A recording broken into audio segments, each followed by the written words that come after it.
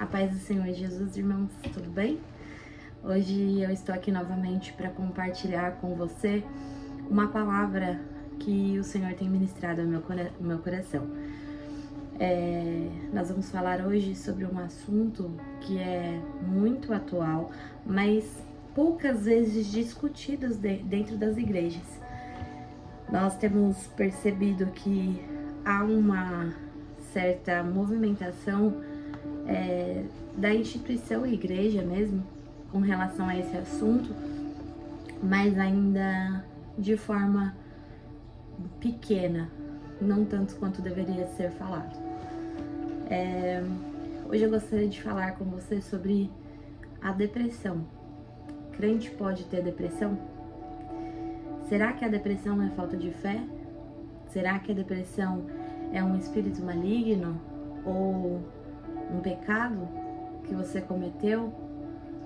Bom, durante muito tempo foi tido como assim, desta forma, essa doença dentro da igreja. Nós sabemos que a falta de conhecimento gera o povo a perecer, né? Leva o povo a perecer. A palavra de Deus diz: o meu povo perece porque lhe falta o conhecimento. E muitas vezes nós vemos que a falta de conhecimento não apenas leva uma pessoa a perecer, mas faz com que ela leve outras pessoas a perecerem também.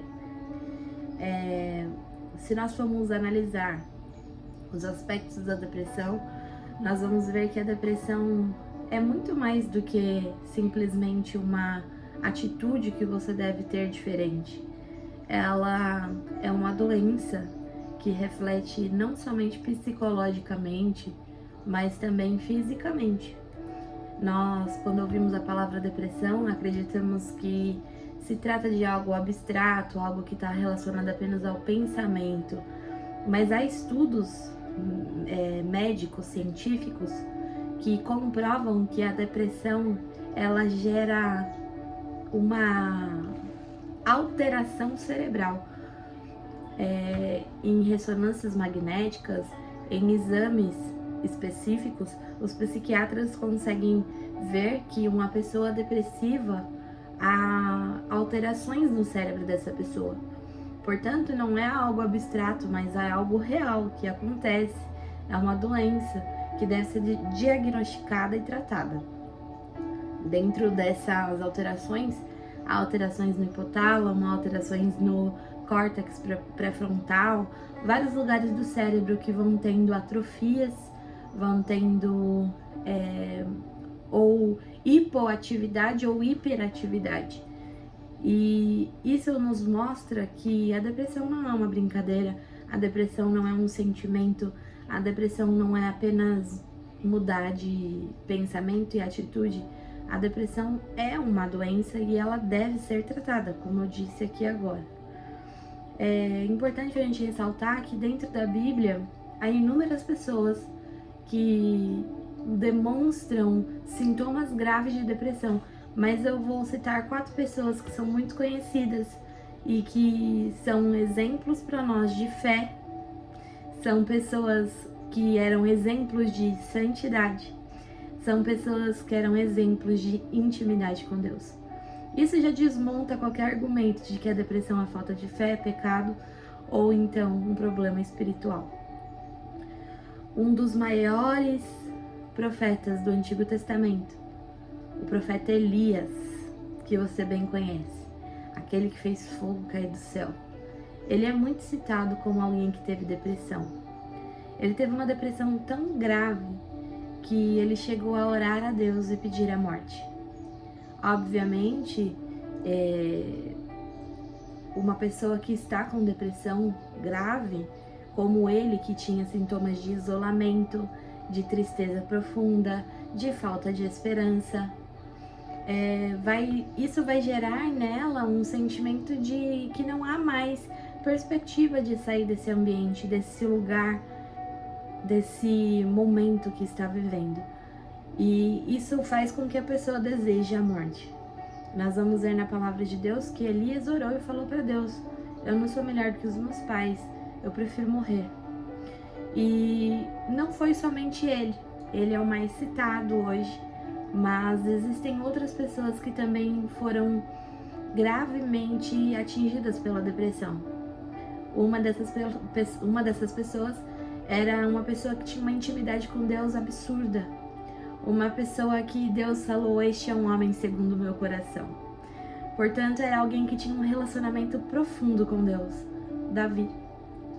Ele diversas vezes disse em seus salmos que ele sentiu uma dor como uma dor de morte. Uma dor tão profunda que eram como se os seus ossos estivessem se desfazendo. Nós vamos ver na palavra de Deus inúmeras vezes nos Salmos Davi declarando a angústia que ele tinha dentro da sua alma. No Salmo 42, por exemplo, ele pergunta inúmeras vezes a si mesmo: por que você está tão abatida, minha alma? E por que te perturbas dentro de mim? Espera em Deus. Perceba que a intenção de Davi era esperar em Deus, mas a sua alma não estava mais correspondendo ao sentimento que ele tinha, à vontade que ele tinha, porque a sua alma estava duramente abatida. Este é um dos grandes sintomas da depressão, porque a depressão é uma doença da alma, na qual a pessoa não tem ânimo algum. Além dele, há também um homem que é tido como o profeta chorão, e ele não chorava à toa. Ele tem graves e muitos sintomas de depressão. Jeremias. Ele chegou a dizer que Deus havia mentido para ele, que ele foi enganado por Deus.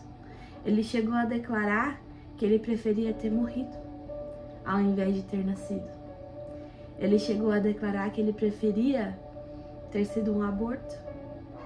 Ele chegou a declarar que a dor dele era tão grande que ele preferia a morte. E nós vemos que ele tinha um relacionamento tão forte com Deus, tão íntimo com Deus, um homem de santidade, um homem de muita fé. Por quê? Porque apesar da leva, da coletividade dos profetas estarem profetizando algo a favor de Israel, ele era um dos poucos que pregava a verdadeira palavra de Deus. Mas há também um dos homens que é um homem que a gente vai olhar para a história dele e vai ver diversas vezes ele falando frases que demonstram uma depressão gravíssima. Apesar de muitas pessoas falarem que ele não murmurou, que ele não questionou, que ele não reclamou, eles estão enganados, infelizmente. Jó, com todo o sofrimento que ele teve, ele disse: amaldiçoado seja o dia que eu nasci. Eu preferia ter sido um aborto do que ter nascido. Ele, por diversas vezes, desejou a morte com todo o sofrimento que ele estava vivendo. Portanto, nós podemos dizer que a depressão ela não é uma falta de fé, ela não é pecado e ela não é simplesmente um problema espiritual. Obviamente, se lhe faltar fé, se houver pecados ou problemas espirituais, isso pode agravar ainda mais um quadro clínico e você terá um trabalho maior para sair deste lugar. Mas eu quero dizer a você que grandes homens de Deus têm depressão. Eu já escutei de pessoas dentro da igreja que eu precisava ter um pouco mais de fé, que eu precisava orar mais, que eu precisava pensar positivo, que eu precisava ver se alguma coisa que havia de errado em mim, que talvez eu tivesse tendo uma vida que não agradasse a Deus. Eu cheguei a ouvir que eu era doente, que eu precisava de tratamento, que coisas que não me faziam estar melhor, pelo contrário, me levavam a ficar ainda mais pior. Eu luto contra a depressão desde os meus 15 anos de idade. E quem está próximo de mim sabe o quanto não é fácil conviver com uma pessoa que tem depressão. Mas eu estou aqui para dizer para você que cristão pode sim ter depressão.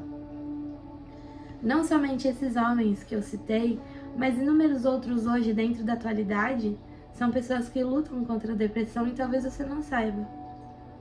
Pessoas como a Ana Paula Valadão, que já citou que até remédios teve que tomar, a pastora Helena Raquel, que da mesma forma até hoje faz terapia com um psicólogo para tentar controlar o turbilhão que há dentro de si, inúmeros outros que podem ser para você uma referência ministerial e que talvez você não saiba e não tenha conhecimento. Eu vim dizer para você que o fato de você estar lutando hoje contra a depressão não te faz ser uma pessoa fraca. Ao contrário, você é uma pessoa muito forte. A depressão, ela altera todos os pensamentos que uma pessoa pode ter. Mesmo que você fale para uma pessoa seja positiva, se ela está com depressão, ela não consegue ter positividade, porque o hipotálamo dela está atrofiado e ela não consegue se lembrar de boas memórias. E você pode tentar falar para ela, tenha força de vontade, que ela não vai conseguir reagir do jeito que ela reagiria se ela estivesse bem, porque o seu córtex pré-frontal está com alterações e ela não consegue ter ânimo para fazer as coisas. Então perceba que não é apenas você precisa fazer alguma coisa, mas é um apoio que você precisa dar a essa pessoa. Graças a Deus eu tenho pessoas ao meu lado que são pilares da minha vida, que me ajudam todos os dias, que me levantam. E eu vim te chamar a ser uma pessoa para levantar pessoas. Essa página se chama Café da Manhã com Deus, que eu tenho aqui no Facebook. E não sei se você está vendo pelo Facebook ou pelo YouTube, mas eu vim dizer para você que nós precisamos ser como aquele anjo que chegou até Elias com pão e água e disse para ele: come, bebe, dorme um pouco, descansa, mas daqui a pouco você precisa levantar, porque ainda tem uma longa caminhada. Com outras palavras, o que o anjo estava dizendo para ele é: eu estou aqui, eu vou te ajudar, descansa, porque daqui a pouco você vai precisar se levantar, a sua história não acabou, você ainda tem muita coisa para viver, Elias. Eu vim te chamar a ser uma pessoa que levanta pessoas e não que abate elas. Eu vim te chamar a ser uma pessoa que encoraja as pessoas.